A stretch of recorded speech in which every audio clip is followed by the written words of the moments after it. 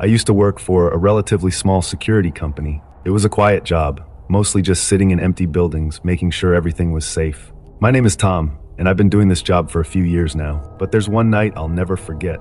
It was a chilly October evening when I got assigned to watch over an old abandoned hospital on the outskirts of town. The place gave me the creeps from the moment I arrived. The windows were broken, and the wind howled through the empty halls, but I needed the paycheck, so I sucked it up and got to work. As the sun set and darkness settled over the building, I felt a sense of unease wash over me. I tried to shake it off, reminding myself that it was just an old building, nothing to be afraid of. But deep down, I knew there was something off about that place. I did my rounds, checking every corner of the hospital, making sure no one had snuck in.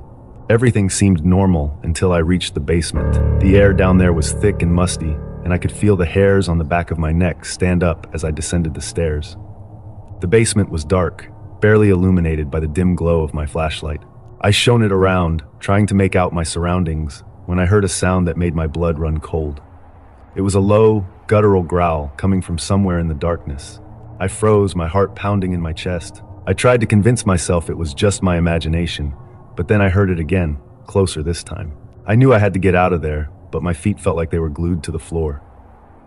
I started to back away slowly, my flashlight shaking in my hand. That's when I saw it, a pair of glowing eyes staring at me from the shadows. I let out a scream and turned to run, but something grabbed hold of my ankle, sending me crashing to the ground. I scrambled to get away, kicking and thrashing against whatever had me trapped, but it was no use. Whatever it was too strong, dragging me further into the darkness. I fought against it with everything I had, but it was like trying to wrestle with a shadow. Just when I thought I couldn't hold on any longer, I felt it release its grip and I scrambled to my feet, sprinting up the stairs and out of the basement. I didn't stop running until I was outside, gasping for air and covered in sweat. I looked back at the hospital, half expecting to see whatever had attacked me chasing after me. But there was nothing, just the dark silhouette of the building against the night sky. I stumbled back to my car, shaking from head to toe. I didn't know what I had encountered down there, but I knew one thing for sure. I never wanted to go back. I quit my job the next day, telling my boss I needed a break from security work. But deep down, I knew the real reason. I was terrified of what lurked in the shadows of that old hospital. To this day, I still have nightmares about that night. And every time I close my eyes, I can still hear that low, guttural growl echoing in the darkness. A reminder of the horrors that lurk just out of sight. A couple of years ago, I was home alone, enjoying a rare night of peace. My parents had gone out for a dinner date, and my siblings were away at college. I was looking forward to a night of binge watching my favorite TV show and indulging in some guilty pleasure snacks.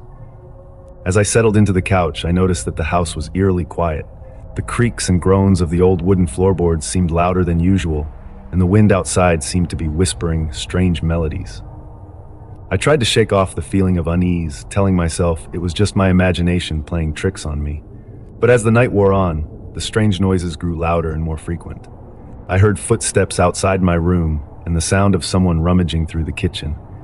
I tried to tell myself it was just the house settling, but deep down, I knew something was off. I decided to investigate, my heart racing with anticipation. I slowly got up from the couch and made my way to the kitchen, my senses on high alert.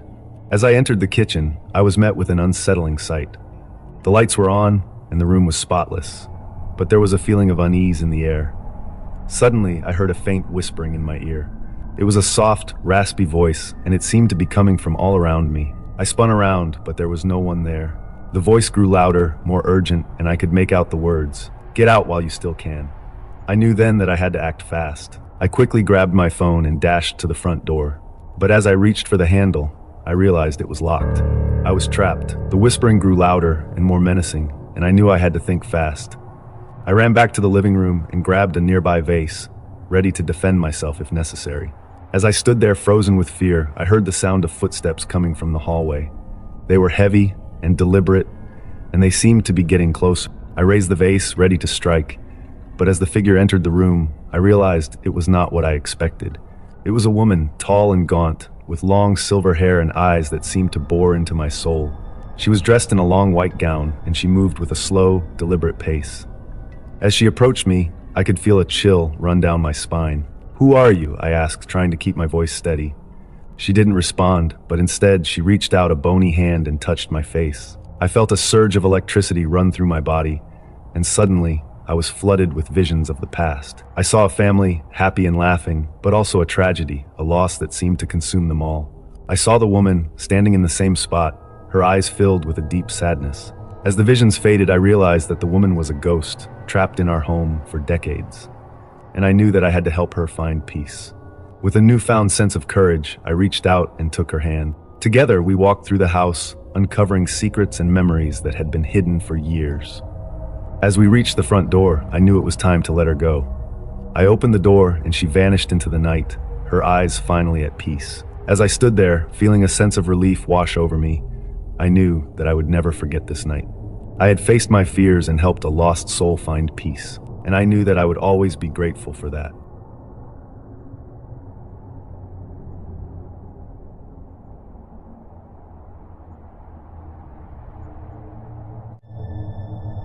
This happened to me last summer when I was back at my parents' house during the holidays.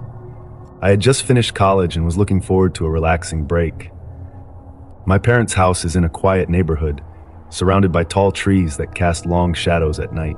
It's a cozy place, but it can feel a bit creepy when you're alone at night. It was around 3 a.m., and I was in my room, scrolling through my phone. I was wide awake, despite the late hour. Suddenly, my phone rang, and I saw my sister's name on the screen. That was already a bit weird since her room was just down the hallway from mine, and she could have just come in and talked to me. But I picked up the phone anyway, and as soon as I said hello, the call ended. I thought maybe she had hung up by mistake, so I got out of bed and walked down the hallway to her room. As soon as I reached her door, I heard her screaming. It was a loud, terrified scream, and it sent chills down my spine.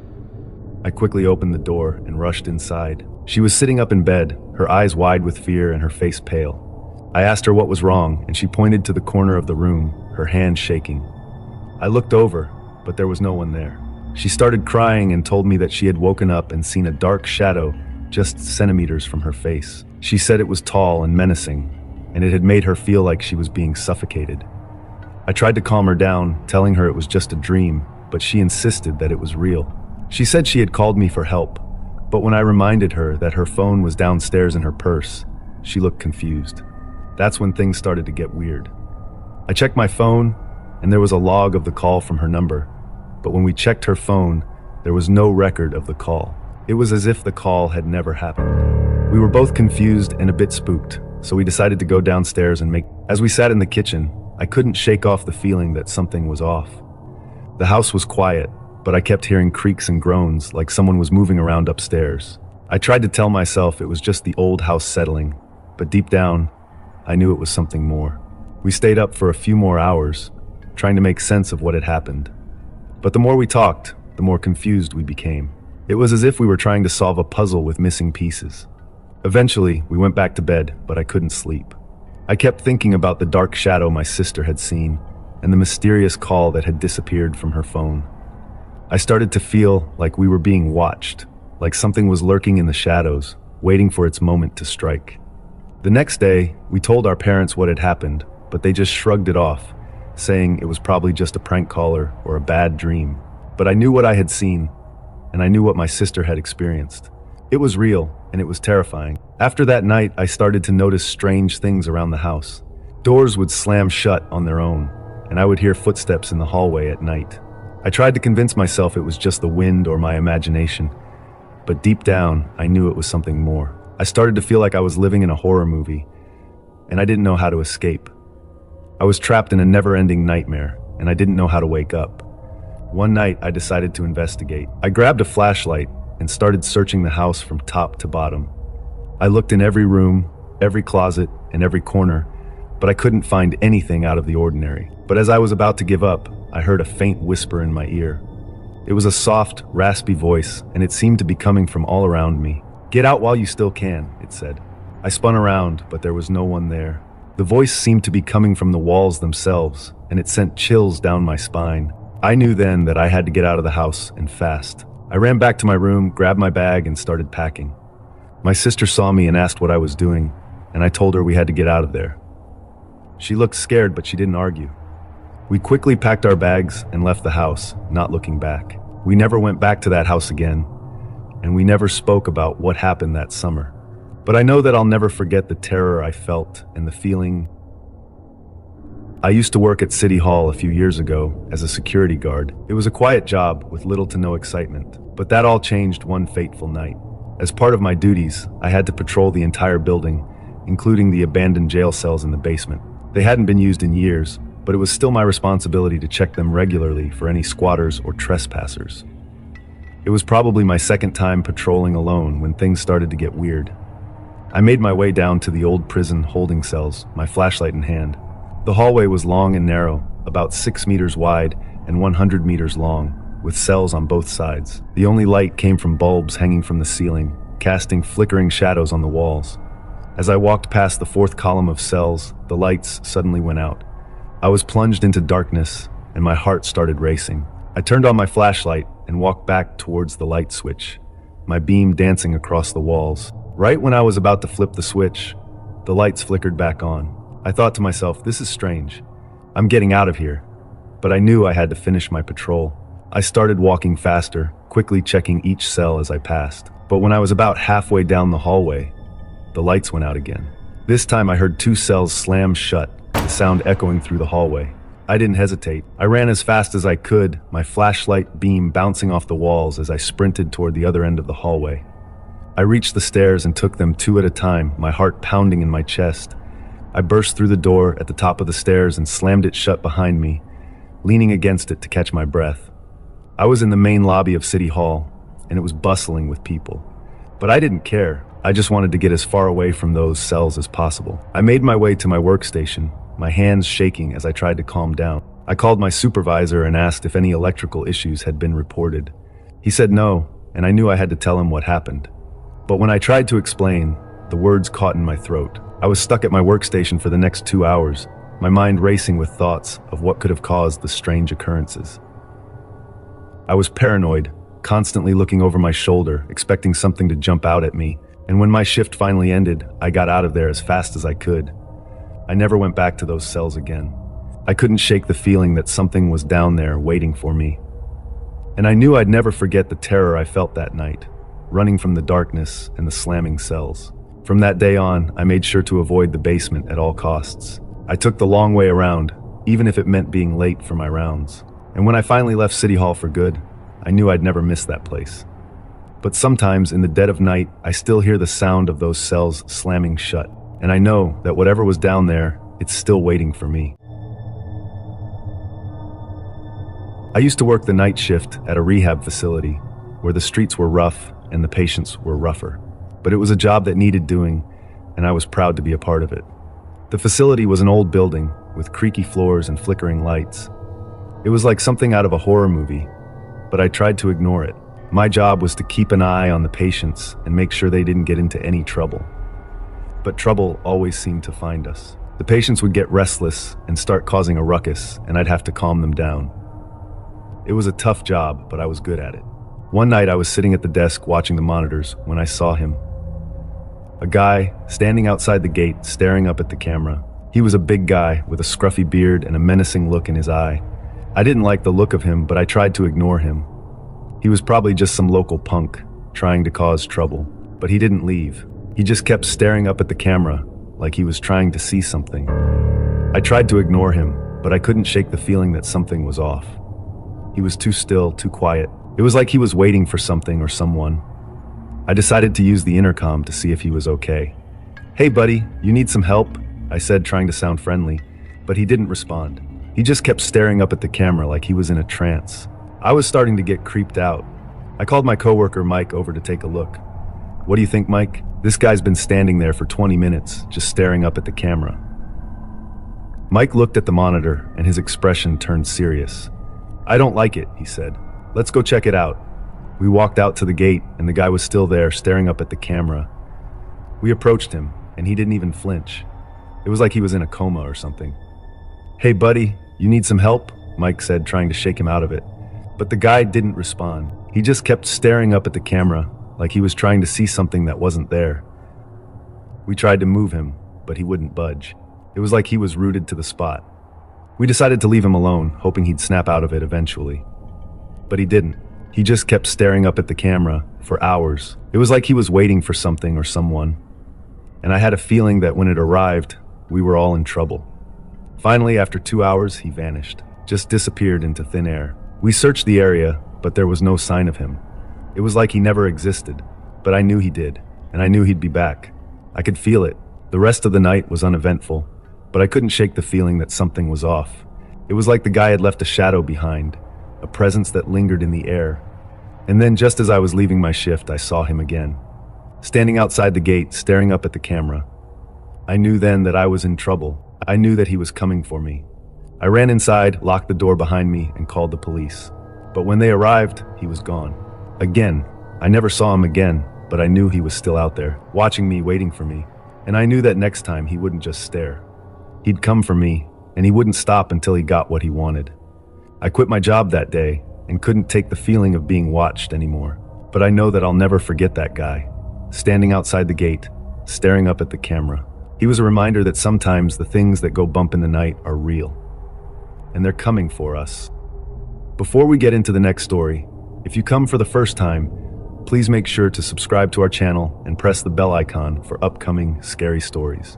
We need your support. Please share these stories with your friends and family. Thanks. I was in the office late at night working on an important project. The clock on my computer screen showed 2:04 a.m. Everyone else had gone home, leaving me alone in the big office building. The lights hummed and flickered above me, casting strange shadows on the walls. I tried to focus on my work, but my mind kept drifting to the rumors about the building. Some said it was haunted, built on top of an old Indian burial ground.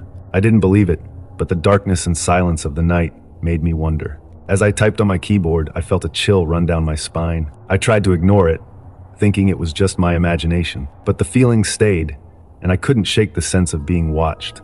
I looked around the office, but there was nobody there. The cubicles were empty, and all the chairs were pushed in. I was alone, trying to focus on my work again. I couldn't shake off the rumors. I thought about scary movies, where someone is always the last one in the office. I remembered the creepy sounds and strange things that happened at night. And then I heard it, a faint creaking sound, like the floor was shifting. I tried to tell myself it was nothing, but the sound grew louder. It sounded like footsteps echoing through the empty office. I felt a sense of unease creeping over me. I wanted to leave, but I had to finish my work. So I stayed, trying to ignore the fear building inside me. Suddenly, the lights flickered and went out, leaving me in darkness. I froze, my heart pounding in my chest. I tried to move, but my legs felt heavy and unsteady. I was paralyzed with fear, unable to see or hear anything except the sound of my breathing. And then I saw it, a shadowy figure standing in the doorway of my cubicle. It was tall and menacing, with glowing eyes that pierced through the darkness. I wanted to scream, but no sound came out. I could only watch as the figure moved closer, its eyes fixed on me. I closed my eyes, hoping it was just a trick of the darkness. But when I opened them again, the figure was still there, looming over me like a specter from the beyond. I felt a cold chill run down my spine as it reached out towards me. But just as suddenly as it had appeared, the figure vanished into thin air. The lights flickered back on, and the office was quiet once again. I sat there, trembling with fear, wondering if what I had seen was real or just a figment of my imagination. I knew then that the rumors were true. The building was haunted, and I had just encountered the malevolent spirit that dwelled within its walls. With trembling hands, I packed up my things and left the office, vowing never to return. As I walked out into the night, I couldn't shake the feeling of being watched. I glanced back at the darkened windows of the office building, half expecting to see the shadowy figure staring back at me. But there was nothing there, just the empty silence of the night. I never told anyone about what happened that night, fearing they would think I was crazy. But deep down, I knew the truth. The office was haunted, and I had come face to face with its terrifying inhabitant. As I walked away, I couldn't help but wonder if it would ever come back to haunt me again. In 2013, my dad and I hunted in George Washington National Forest near Deerfield. It was a cold, rainy trip, and we struggled to keep our primers dry.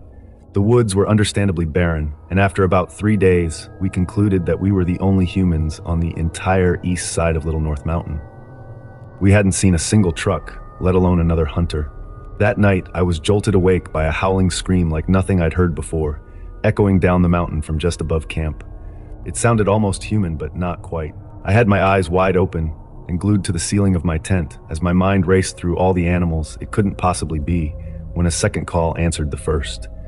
This one closer to the tent, probably less than 300 yards down the washed-out trail that wound its way up the mountain just behind our camp. "Did you hear that?" I whispered to my dad, who was stretched out on his cot just across the tent. "Yep," was his one-word answer. "The rifles are in the truck," I whispered back. That was the last time those rifles ever spent the night in the cab of the Tacoma, even during a dank, damp black powder season. The following morning, we were up well before sunrise, joking about Bigfoot and scarfing down breakfast oatmeal before heading out to hunt. Two forest rangers, not game wardens, forest rangers in uniform pulled up and parked right next to our campsite. Without uttering a word, they slung rifles over their shoulders and headed up the washed-out trail in the direction of the yells we heard the night before. No idea what they were after, but we figured maybe they needed to tell two raucous young Sasquatch to keep it down because there were humans in the area. After that, we decided to hunt lower down the mountain. We trudged through the underbrush, our boots squelching in the mud. The forest was thick with mist, and now and then a branch would snap, making us jump. My dad kept glancing over his shoulder, and I could tell he was just as spooked as I was. But we pressed on, determined to bag ourselves a deer before the end of the season. As the day wore on, the mist grew thicker, and the woods seemed to close in around us. It felt like we were being watched, like there were eyes in the shadows following our every move. I tried to shake off the feeling, telling myself it was just my imagination running wild, but deep down, I knew something wasn't right. We stopped for lunch at a small clearing, the silence of the forest pressing in on us. My dad built a small fire, and we heated some canned soup, eating in silence as the mist curled around us like ghostly fingers. Suddenly, a twig snapped behind us, and we both whipped around, our hearts pounding in our chests. "Did you hear that?" I whispered, my voice barely above a breath. My dad nodded, his hand straying to the hunting knife at his belt. We sat there, frozen in place, listening for any sign of movement. But there was nothing, just the steady drip of water from the trees above. "Maybe it was just a deer," my dad said finally, but I could tell he didn't believe it any more than I did. We finished our lunch in silence, the unease hanging heavy in the air. As we packed up our gear and headed back into the woods, I couldn't shake the feeling that something was watching us, something lurking just beyond the edge of the trees. We hadn't been walking long when we heard it again, that eerie, howling scream echoing through the forest. My dad stopped dead in his tracks, his hand tightening around the barrel of his rifle. "What is that?" I whispered, my voice trembling. My dad didn't answer, his eyes scanning the trees as if searching for some unseen threat. I felt a chill run down my spine, the hairs on the back of my neck standing on end. Whatever was out there, it wasn't anything we'd ever encountered before. We kept moving, the howling growing louder with each step we took. It felt like we were walking straight into the jaws of some unseen predator, the tension thick in the air. I wanted to turn back, to run as far away from whatever was out there as I could, but I knew we had to keep going, had to find out what was making that terrible sound. Suddenly, we burst into a clearing, and there, standing in the center of it, was a creature straight out of a nightmare.